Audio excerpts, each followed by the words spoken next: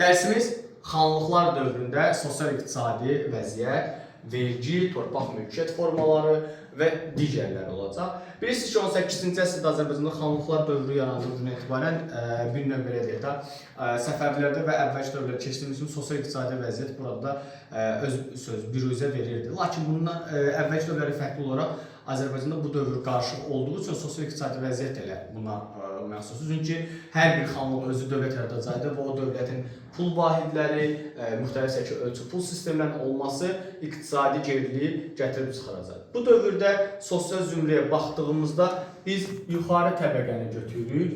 Yuxarı təbəqə var, sonra kəndli təbəqəsi var, yəni aşağı təbəqə. Bir də sənətkarlar qrupları var, sənətkar təbəqəsi var.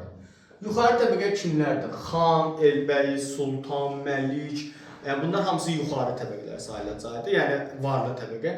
Kəndli təbəqələri əvvəlki dərslərdən bilirsiniz, rəiyyən, trənsbər, elatlar olacaqdır. Sənətkarlar da ki, əsnaflar falan olacaqdır.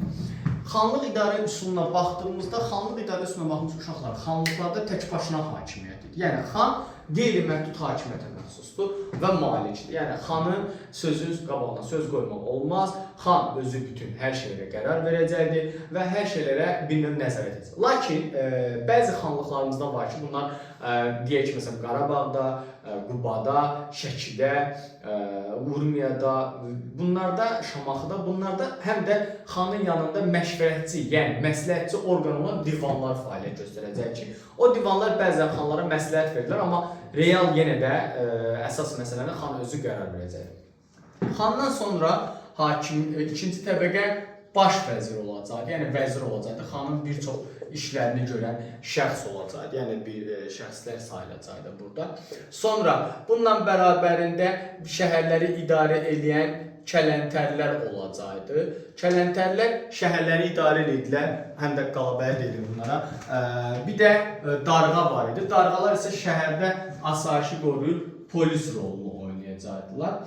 Sonra mahal naibləri, mahallar tərəfindən, yəni naiblər mahalları idarə edirdi. Həm də təsərrüfat işlərinə baxırdı, verginin yığılmasına baxırdı, sənətkar üzərinə qoyulan vergilərin yığılmasına, onların təyin edilməsinə əsas baxacaqdı. Bir də buralarda ağsaqqallar var idi, digərləri var idi. Yəni bunlar da idarəçilikdə xüsusi idarə iştirak edəcəkdir.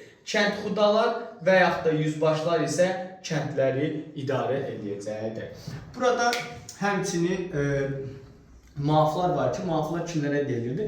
Muaflar uşaqları xanlıq daxilində asayişi qoruyanlar idi. Onlar vergidən azad idi, çünki xidmət müqabilində, yəni iştirak edəcəkdilər. Sonra bu dövrdə baxdığımızda nələrə baxırıq? Bir də vergi və torpaq mülkiyyət formasına. Torpaq mülkiyyət forması əvvəlki dövrlərdə divan və xalisə torpaqları birləşdirilir, xan torpaqları olur. Səfəvilər dövründə qalma tiyul torpaqları var idi, xidmət müqabilində. Həmçinin bununla bərabər vəqif var idi, ərəblərdən gəlmə idi, bilirsiniz. Mülk var idi, bu da ərəblərdən gəlmə idi. İcma var idi, bu da ərəblərdən gəlmə idi. Bunların hamısı ərəblərdən gəlmə idi. Xan torpaqları hökmdar və onun ailəsinə məxsus idi. Bir də dövlət torpaqları. Bu torpaqlar hesabında tiyul paylanılırdı. Tiyul xidmət müqabilində bilirsiniz, amma bəzən irsən keçəcəkdi. Amma tədricən artıq xanlıqlar zəiflədikcə irsən keçməyə başlayacaqdı. Vəqif dini idarə məxsus olan torpaqlardır. Mülk özümün irsən keçəndir. İcma isə hamının istifadə etdiyi torpaqlar olacaqdı.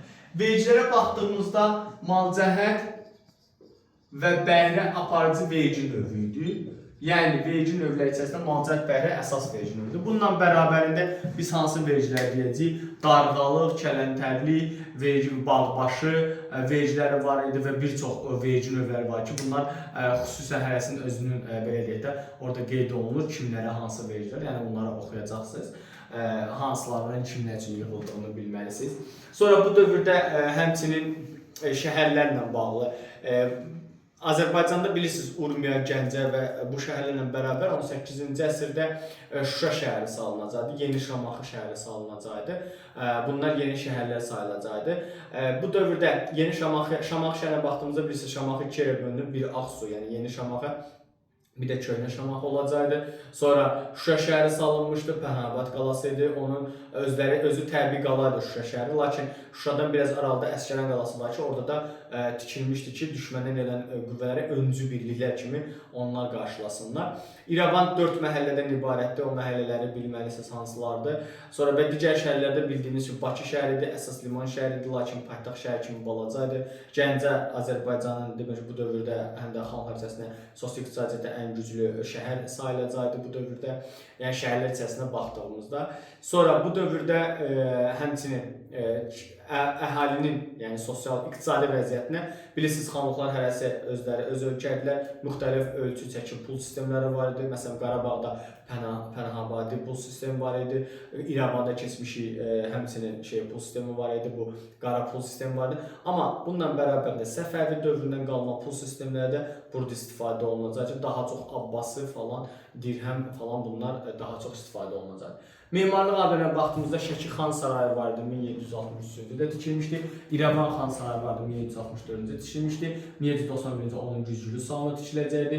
Sonra Qarabağda Şuşa, Pənahabad qalaları, Əsgəran qalası, sonra tikiləcək orada Şahbulaq qalası və Bayat qalası və Naxçıvanda da İrəvan qalası tikiləcəkdi. Orada əsas olan, yəni dərsimiz bunlardır və bunları daha çox əzbərləyəcəksiniz. Sizin də dərsiniz bu qədər olacaq uşaqlar.